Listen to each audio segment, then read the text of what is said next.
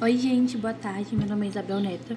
Eu sou estudante de enfermagem, faço 10º semestre pela Universidade UNEX.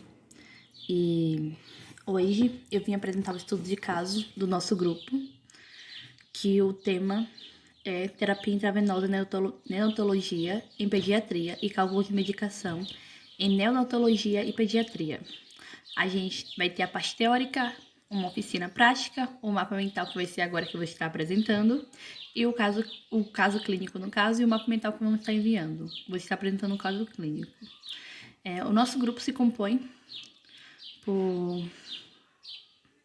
pelas alunas, e o aluno no caso,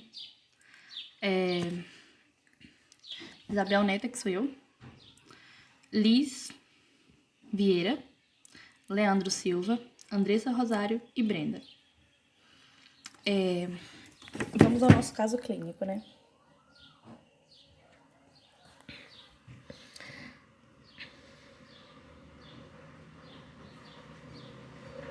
Caso clínico.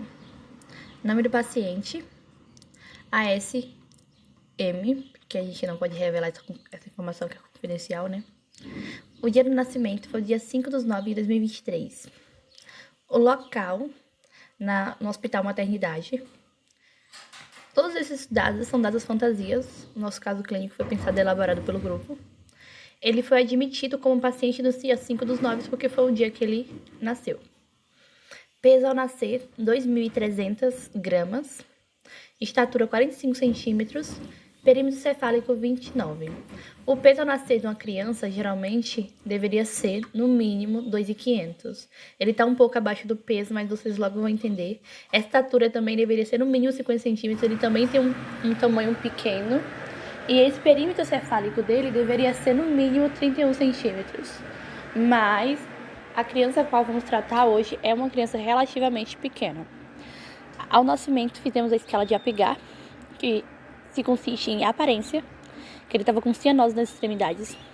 Então, a gente deu o ponto de 1, que é 0, 1 e 2. Batimentos, 113 batimentos por minuto. Nós demos o 2 porque a partir de 100 já é 2. Gesticulação. Ele só respondia ao estímulo. Então, demos 1 como ponto. Atividade, pouca atividade nas extremidades. Então, demos 1. E respiração, estava irregular, fraca e irregular. 1 também. Ao todo, deu 6, o que é um índice muito baixo. Ele deveria estar no mínimo com 8. Diagnóstico de enfermagem, ele já apresentou asfixia moderada no nascimento. A gente poderia começar com o recém-nascido, mas eu vou começar através da história materna, para vocês conseguirem pegar o caso clínico. História materna. Realizar acompanhamento do pré-natal com poucas consultas, 7 consultas ao todo. Essa mãe deveria ter ido mais realmente ao posto, só que essa mãe, ela é autônoma e ela não conseguiu fazer esse comparecimento da maneira que deveria ter sido. 2 com a enfermeira, uma com a médica, depois uma com a médica, enfermeira e médica, com o dentista, mas também ela teve algumas consultas com o nutricionista, porque nós encaminhamos a clínica escola.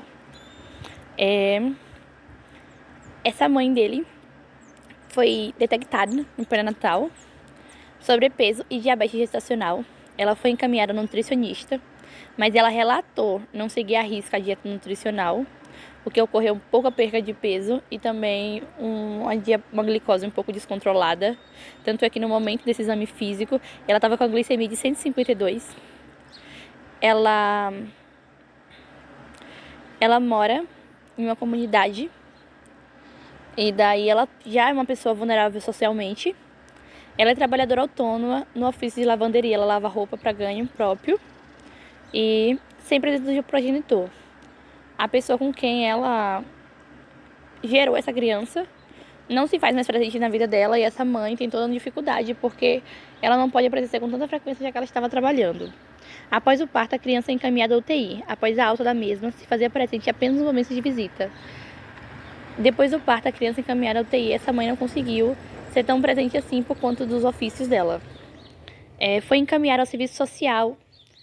Ela foi encaminhada para ver quais os cuidados que o serviço social poderia fornecer à família e informara sobre o repouso necessário, já que o parto dela foi um parto normal Mas, como foi um parto prematuro e ela também é uma pessoa diabética e com IMC altíssimo, um começo de um sobrepeso ali no caso, ela foi encaminhada para ver o que a assistência social poderia fazer para ajudar no quadro dela. Ao exame físico, ao momento que a gente fez essa entrevista, no caso, seria 110/90, o que não é uma pressão ruim, já que é uma pessoa diabética. A glicemia dela tá 152, tá controlada, não tá tão alta assim, mas já é uma glicemia bem distante do parâmetro normal. E a saturação dela estava em 99, por isso ela conseguiu receber essa alta unidade. O menor nascido de parto normal, 2 semanas antes da data provável de parto. A data provável de parto que foi encaminhada à mãe seria no dia 19/9/2023. Então ele nasceu pré-termo, com a PIGA de 6. Ele nasceu um bebê PIG, pequeno para idade gestacional, cianótico moderado, com asfixia moderada por conta do apigar dele que já estava muito pequeno. Respiração irregular, tônus estável, choro fraco e arrítmico. Foi realizada uma limpeza e aspiração de vias aéreas, manobra de Heimlich, para garantir esse choro aqui, essa desobstrução de via aérea. Foi prestado os primeiros cuidados ao RN, todo aquele cuidado com os olhinhos, todo o cuidado da vitamina K e tudo mais. Mas foi realizada intubação de vias aéreas, porque ao realizar de novo a escala de apigar, ele continua evoluindo com desconforto respiratório precoce. Aí esse desconforto se tornou uma gemência audível à distância, traqueodispneia e em uso de musculatura acessória. TIC. Ele foi encaminhado ao UTI neonatal, aferiu a temperatura 38,2 graus Celsius. Aí instalamos um tipo de máscara para o bebê, que seria a Baby PEP, com FiO2, porque ele estava com 68% de saturação, o que é uma média extremamente baixa. Se fosse de um adulto, esse adulto estaria desmaiado com toda certeza. Aí instalaram um fluxo de 8 litros por minuto.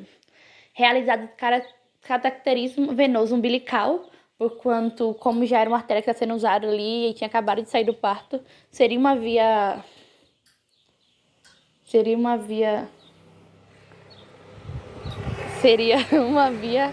com toda certeza disponível, né? Iniciado ampicilina, antibiótico, 200 mg por quilo, mais getramicina, na verdade, porque tá com um T ali, mas vou trocar getramicina, 4,5 ml por quilo. A solicitação de exames foi encontrada no raio-x de tórax de imagem e protoxemia em parede do hemisfério esquerdo. Aí acreditamos ser uma pneumonia intraútero.